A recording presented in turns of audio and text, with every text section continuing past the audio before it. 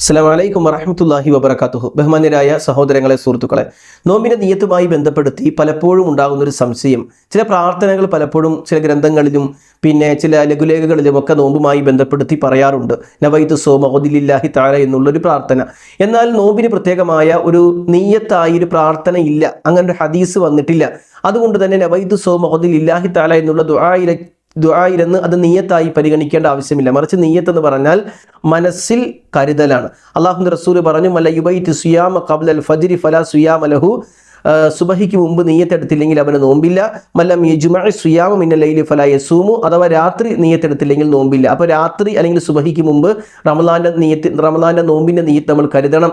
സുന്നത്ത് നോമ്പിന് സുബഹി കഴിഞ്ഞും നീയത്തെടുത്താലും ആ നോമ്പ് പരിഗണിക്കുന്നതാണ്. എന്നാൽ റമളാന്റെ നോമ്പിന്റെ നീയത്ത് സുബഹിക്ക് മുമ്പ് കരുതണം.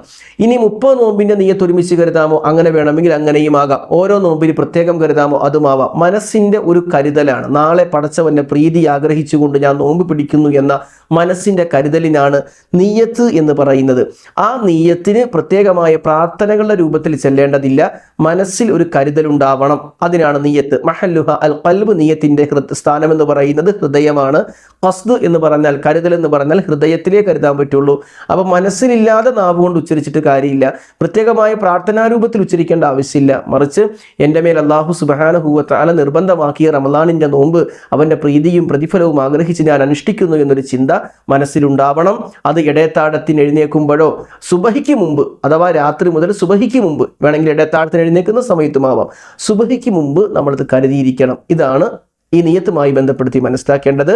പ്രത്യേകമായ പ്രാർത്ഥനകൾ ചെല്ലേണ്ടതില്ല.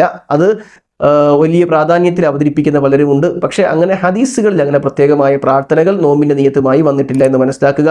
അള്ളാഹു അനുഗ്രഹിക്കട്ടെ. അസ്സലാമു അലൈക്കും വറഹ്മത്തുള്ളാഹി വബറകാതുഹു.